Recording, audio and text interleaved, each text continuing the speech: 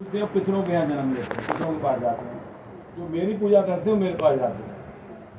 हमें पितरों का श्राद्ध तो करना है, पितरों को पिंड दान भी करना है, तो सब करना है, मगर हमारा फोकस कहाँ होना चाहिए? भगवान के ऊपर। ऐसा नहीं हम पितरों की पूजा करें तो भगवान की पूजा नहीं करेंगे। पितरों का श्राद्ध में सब कर्म करना चाहिए, उनको पिंडदान भी करना चाहिए, श्राद्ध भी करना चाहिए, उनके लिए अर्पण भी करना चाहिए, तर्पण भी करना, सब करना चाहिए। मगर ऐसा नहीं है कि हम पितरों की पूजा कर रहे हैं तो भगवान की पूजा नहीं करेंगे। पूजा तो भगवान की ही करना चाहिए, भगवान की पूजा का हिस्सा है। पितर तो और खुश होंगे, अगर हम भगवान के भक्त बन रहे हैं तो पितर हमारे खुश होंगे। आपका बेटा भक्ति के लिए खुद दुखी होगी, खुद सुखी होगी, अच्छा लगेगा, अरे मेरा बेटा इतना बड़ा भगवान का भक्त है। हाँ, तो वही तो कह रहा हूँ ना मैं, आपको अच्छा लगेगा ना। तो हम भी जब पितृदेव देखेंगे, हमारे जो संतान हैं जिनको छोड़ के आए हैं भगवान की भक्ति में लगे हुए, तो उनको खराब नहीं लगेगा, अच्छा लगेगा। उनका रोटी निकालो, उनका श्राद्ध करो, उनको तर्पण दो, मगर भगवान की भक्ति नहीं बंद करना। भगवान की भक्ति ही सर्वोपरि।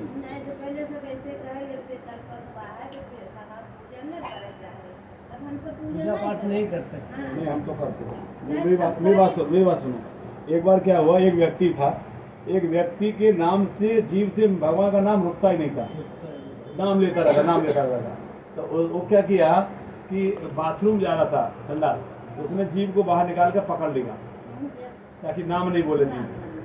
तो एक बालक था ऐसे ही छोटा सा, जैसे ये क्या भद्रेश भाई के जैसे। तो वो उसने पूछा, बाबा ये जीव क्यों पकड़े हुए हो?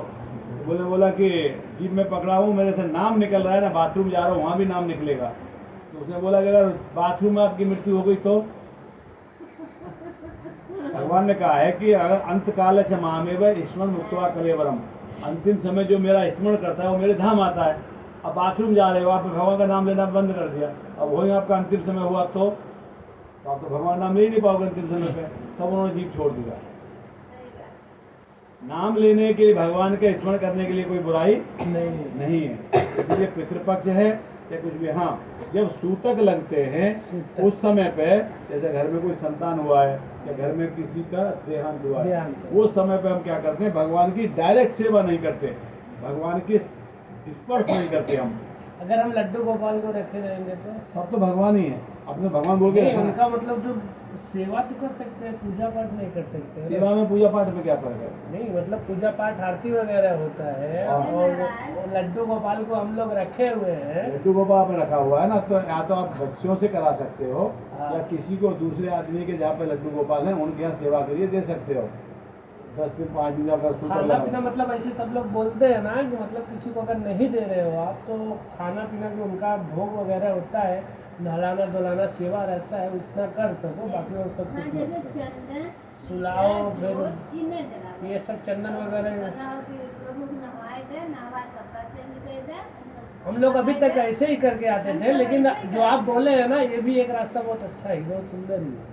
नहीं, जनरली क्या होता है, देखिए भगवान के टच में, भगवान की सेवा में जाना, भगवान की सेवा करना, चाहे उनको दीपक दिखा रहे हो, चाहे आरती कर रहे हो, उनको नहला रहे हो, उनको भोजन करा रहे हो, उनके वस्त्र उतरवा रहे हो, कर तो भगवान की सेवा ही रहे ना।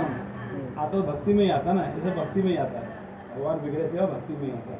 तो उन दिनों क्या होता है, हम नाम जप कर सकते हैं, ठीक है, मगर भगवान की डायरेक्ट सेवा सूतक के समय नहीं करते हैं।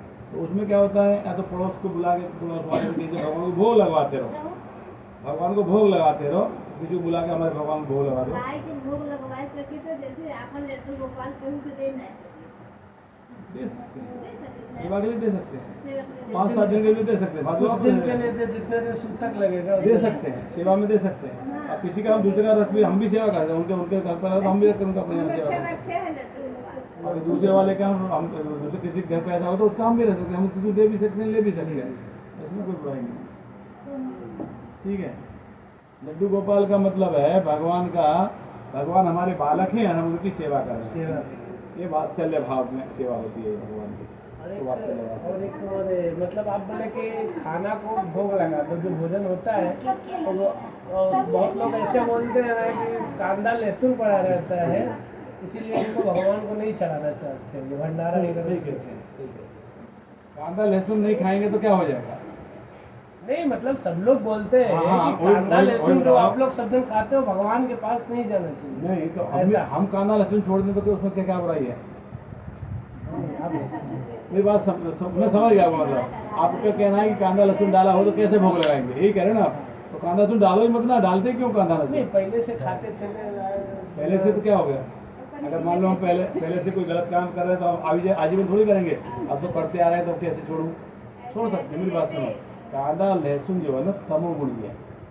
उससे क्या होता है, हमारे स्वभाव में उग्रता आती है, एक्साइटमेंट आता है, क्रोध जल्दी प्रकट होगा ये वस्तु खाने से। और जब हम ये नहीं खाएंगे तो हमारा शांत स्वभाव रहेगा। स्वभाव शांत रहेगा तो हमारे जीवन में बहुत सारी तकलीफें तो अपने आप खत्म हो जाएंगी, क्योंकि हमारा शांत स्वभाव है। हम लोगों के साथ अच्छे से व्यवहार कर रहे हैं, लोग भी हमारे साथ अच्छे से व्यवहार करेंगे। हमारा स्वभाव उग्र रहेगा तो सामने वाले का भी उग्र रहेगा, तो बातें बनती बनती भी बिगड़ जाएंगी। तो शांत स्वभाव रहने से व्यक्ति का जीवन सरल हो जाता है, पता है कि नहीं? इसलिए कांदा लहसुन जो है ना, both are good for the health but worst for the consciousness. हमारे शरीर के लिए अच्छा है, जोड़ों में दर्द नहीं होगा, बाई का दर्द नहीं होगा, गांठ का दर्द नहीं होगा, ये अच्छा है, पित्तवात के लिए अच्छा है। मगर हमारे कॉन्शियसनेस, हमारी चेतना के लिए अच्छा नहीं है, क्योंकि हमारी चेतना दूषित होती है, हमारा भक्ति में मन नहीं लगेगा, हम सत्वगुण में नहीं रहेंगे। कांदा सुनाई जाती है रजोगुण में रहेंगे, तमोगुण में रहेंगे। रजोगुण तमो जैसा खाएंगे अन्न वैसा रहेगा मन। तो हमारा जो कांदा लहसुन ये सब खाएंगे, मीट मांस खाएंगे, स्पाइसी खाएंगे, तीखा खाएंगे, सड़ा गला खाएंगे, तो हमारे क्या तो रजोगुण आएगा, तमोगुण आएगा। रजोगुण का क्या होता है? रजोगुण होता है सेल्फिश व्यक्ति, और रजोगुणी व्यक्ति का व्यवहार क्या होता है? मेरी उंगली नहीं कटे, सामने वाली गर्दन कटता है तो चलता है, मेरी उंगली नहीं कटता।